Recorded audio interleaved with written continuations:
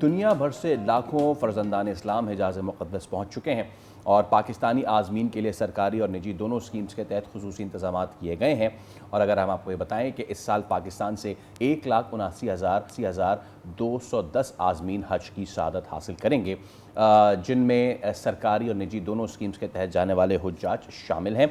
और सरकारी स्कीम के तहत 1,19,000 से ज़ायद पाकिस्तानी आज़मीन फ़रीज़ा हज अदा करेंगे, जिनके लिए सऊदी अरब में रिहाइश, सफरी सहूलियात और दीगर इंतज़ामात मुकम्मल किए जा चुके हैं। और इसके अलावा अदालत शुमार के मुताबिक सरकारी हज स्कीम के तहत ख़ातीन आज़मीन का तनासुब 30.5% है, जबकि जो कि गुज़िश्ता बरसों के मुकाबले में नुमाया तादाद समझी जा रही है। और ये भी एक अनोखी बात है कि इस साल खुतबा हज को दुनिया भर के मुसलमानों के लिए उनको तक पहुँचाने के लिए 35 ज़बानों में इसके तर्जुमे किए जाएंगे, उसके साथ नशर किया जाएगा, ताकि मुख्तलिफ ममालिक से ताल्लुक़ रखने वाले मुसलमान बराह रास्त पैगाम को समझ सकें। और पाकिस्तान ने सबसे बड़ा यानी कि 400 अफराद पर मुश्तमिल मेडिकल मिशन भी भेजा है, क्योंकि आपको पता है कि वहाँ पे मौसम की सख्ती है और गर्मी, लेकिन हज वही है कि जो सख्ती बर्दाश्त करके किया जाए। हज हमें याद दिलाता है उस अजीम कुर्बानी की जो कि खुदा के पैगंबर ने दी, अल्लाह के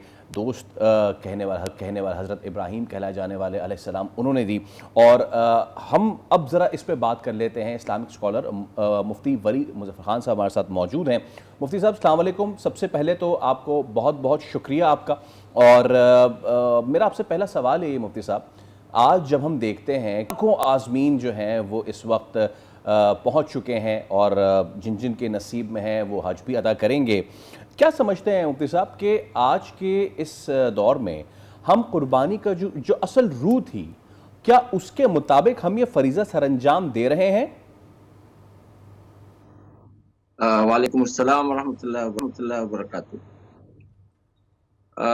एक आपका सवाल है जी कि क्या हम इस हज को इसके रूह के मुताबिक अदा कर रहे हैं या नहीं। जी और एक अगर आप फरमाएं तो मैं जरा ये हज एक मरतबा जो है ना इसकी तफसीलात जी इसमें जी क्या जी क्या जी करना है जी जी जी जी जी प्लीज़। वो एक मरतबा बता दूं, ताकि अगर आप इसको क्लिप बनाना चाहें या इस तरह ना जी जी तो बिल्कुल जी वो बिल्कुल सहूलत के बिल्कुल। बिल्कुल। साथ। तो हज का पूरा तरीका ये है मुख्तसरन कि 8 जिलहज्जा को यौम तरविया कहा जाता है। इस 8 जिलहज्जा को हुज्जाज किराम मस्जिद हराम में तवाफ करते हैं, एहराम बांधते हैं, फिर तवाफ कर, एहराम तो पहले से ही बांधा होता है, तो एहराम, तवाफ के बाद साई बैन सफ़ा वल मरवा, यानी सफ़ा और मरवा दो पहाड़ियों के दरमियान जो साई होती है वो करते हैं। तो 8 को ये लोग रवाना हो जाते हैं मिना में रात को ठहरते हैं और अगले दिन सुबह ये अरफात चले जाते हैं। अरफात में शाम तक ठहरते हैं, वहाँ खुतबा हज सुनते हैं और गुरूब आफ्ताब के बाद ये उसी दिन वापस होकर मुज़दलिफा आ जाते हैं। मुज़दलिफा में रात को ठहरते हैं और फिर अगले दिन ये सुबह मिना आ जाते हैं। मिना में ये जिसको कंकरियां मारना कहते हैं, शैतान उसको रमी जमर अक़बा कहते हैं, तो उसको साथ कंकरियां मारते हैं। वो कंकरियां भी अपने पास मुज़दलिफा से लाते हैं। वो करके उसके बाद ये कुर्बानी करते हैं, हल्क करते हैं और फिर अपने कपड़े पहन लेते हैं, एहराम निकाल लेते हैं। उसके बाद जाकर मस्जिद हराम में तवाफ़ ज़ियारत, जिसको तवाफ़ इफ़ाज़ा भी कहते हैं, वो भी फ़र्ज़ है और वक़ूफ़ अरफ़ा भी फ़र्ज़ है। ये 2 चीज़ें हज में फ़र्ज़ है, बाकी चीज़ें कुछ सुनन है, कुछ सुन्नतें हैं, कुछ मुस्तहब्बात हैं।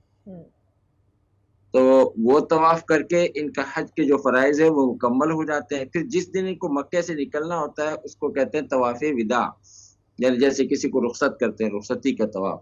तो हज के कुल अरकान ये 3-4 है बस, इससे ज़्यादा नहीं है। मुफ्ती साहब, अब आप पूरी दुनिया से मुस्लिम उम्मा इकट्ठी होती है और भाईचारे का सबक देती है, इत्तेफाक का सबक देती है। ये हज और हर हज किस तरह से तमाम मुसलमानों को एक दफ़ा फिर से इकट्ठा करती है? ये सवाल और पहले जो हज़रत ने जी जी सवाल जी पूछा, दोनों हज का रूह क्या है और मुसलमान साल में एक मरतबा पूरी दुनिया से यहाँ जो हाज़िरी देते हैं, یہ زندگی میں ایک مرتبہ تاکہ مسلمانوں کے ایک بڑے اجتماع میں، ایک بڑی جمعیت میں ان کی حاضری ہو، ایک دوسرے کے پہچان ہو، کاروبار ہو، معاملات ہوں. حج نماز کی طرح نہیں، نماز میں صرف نماز ہی پڑھنی ہے. اگرچہ مسجد کے جو ہے نا اس کے علاوہ بھی مسجد کا اپنا ایک رول ہے، اپنا ایک مشن ہے، ایک کردار ہے کہ مسجد جاتے ہوئے آتے ہوئے لوگوں کا تفقد کرنا ہے کہ ان کے کیا کیا مسائل ہیں، وہ اپنی جگہ پر ہے. لیکن بینی نماز یا روزہ یا زکوٰۃ یہ ایک الگ چیز ہے. اور یہ حج جو ہے بطور خاص اللہ پاک نے قرآن کریم میں جب حج کا تذکرہ فرمایا تو وہاں یہ بھی فرمایا لیشہدوا منافع لہم، تاکہ وہ اپنے مفادات کے پاس حاضر ہو جائے کہ ان کی پوری دنیا میں مفادات کہاں ہیں، تاکہ ان کا تعارف ہو، ان کے درمیان کانفرنسز ہو. اور ہوتی بھی ہیں کچھ نہ کچھ کانفرنسز، رابطۃ العالم اسلامی کی بھی ہوتی ہے، وزارت حج کی بھی ہوتی ہے، اسی طریقے سے حج کا خطبہ ہوتا ہے. لیکن یہ اصل میں یہ ہے کہ آپ وہاں جا کر ایک فعال کردار ادا کر سکیں. آپ پوری دنیا کے لیے یہاں سے اس حج کا جو خطبہ ہے یہ بہت اہم ہوتا ہے.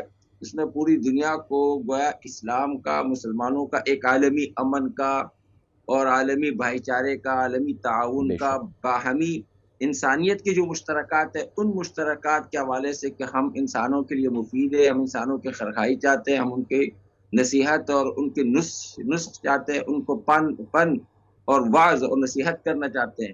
ہم کوئی دہشت گرد اور ہم کوئی دنیا کو تباہ کرنے والے نہیں ہیں. ہم تو اللہ اور رسول کے نمائندے ہیں. ہم اس اسلام کے نمائندے ہیں جس اسلام میں سلامتی ہے، اس ایمان کی طرف لوگ بلا رہے جس ایمان میں امن ہے. تو ہم تو سلامتی اور امن کی جو ہے نا وہ عناوین کے بڑے بڑے دعویدار ہیں. ہم یہ چاہتے ہیں. تو یہ یہاں سے یہ میسج جو ہے نا واپس میں جا کر اپنے لوگوں کو بتانا چاہیے. اور اس حج کے ہمارا سب سے بڑا المیہ یہ ہے کہ ہمیں عربی آتی نہیں ہے، ہمیں نہیں پتا کہ قرآن کریم کیا کہہ رہا ہے، ہمیں نہیں پتا کہ نبی کریم صلی اللہ علیہ وسلم کے جو ارشادات ہیں وہ کیا ہیں. ترجموں سے اور اسی طرح رٹوں سے جو اسلام ہم نے سمجھا، جیسے تیسے کچھ گزارا کیا. لیکن جیسے اب اقوام متحدہ نے عربی زبان کو عالمی زبان قرار دیا، ایسے ہی یہ امت مسلمہ کی جو ہے نا عالمی زبان ہونی چاہیے. تو جب آپ قرآن کا، اللہ تعالیٰ کا پیغام عربی میں سمجھیں گے، ان جو اللہ کا کلام ہے، اردو میں جب ترجمہ کرتے ہیں وہ اللہ کا کلام نہیں ہوتا، پیغمبر کا جو کلام ہے، جو احادیث ہے وہ عربی میں سمجھیں گے. حج کا جو خطبہ ہے اور پھر وہاں جمعے کے جو خطبے ہوتے ہیں، پھر وہاں کا جو ماحول ہے، ان تمام چیزوں کو جب آپ اس اصل مزاج میں، ٹھیک ہے مفتی صاحب. اچھا بالکل ٹھیک ہے، آپ بہت خوبصورت، بالکل بہت خوبصورت گفتگو آپ فرما رہے ہیں. آخر میں ہمارے پاس وقت محدود ہے، میں چاہوں گا کہ وہ سوال کیجیے، قربانی کا اصل روح جو ہے ہم اس کے حساب سے ہی ادا کر رہے ہیں یا پھر نمود و نمائش میں ہم لگ گئے ہیں؟ پلیز بتائیے. یہ آپ کا جو سوال ہے، اصل حقیقت یہ ہے کہ جو بھی آدمی حج میں جائے یا آدمی زکوٰۃ دے یا آدمی روزہ ادا کرے یا توحید کے جو مسائل ہے، توحید میں تو اللہ تعالیٰ کی محبت ہے، نماز میں اللہ کے سامنے تواضع ہے، اور اللہ تعالیٰ کے سامنے اتنا تواضع ہے کہ آپ اٹینشن کھڑے ہیں، پھر آپ رکوع میں چلے جاتے ہیں کہ نہیں میں جھک جاؤں، پھر آپ کہتے ہیں جھکنے سے نہیں ہوگا، مجھے جبین نیاز زمین پہ لگانی ہے.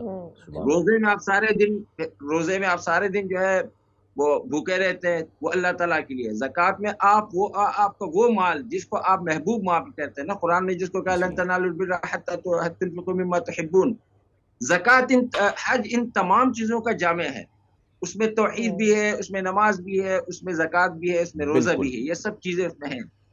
اب وہاں جب آپ احرام لگاتے ہیں نا تو آپ اپنے لباس سے مجرد ہو کر تواضع میں آ جاتے ہیں، صرف 2 چادروں میں رہ جاتے ہیں. یہ اصل اس کی روح ہے، یہی وہ اصل اس کی روح ہے. بالکل ٹھیک ہے مفتی صاحب، آپ کو دوبارہ زحمت دیں گے، وقت کی بالکل ٹھیک ہے، وقت کی کمی ہے، لیکن آپ کا پوائنٹ ہمارے سامنے آگے کچھ زحمت اب دیں گے. بہت شکریہ.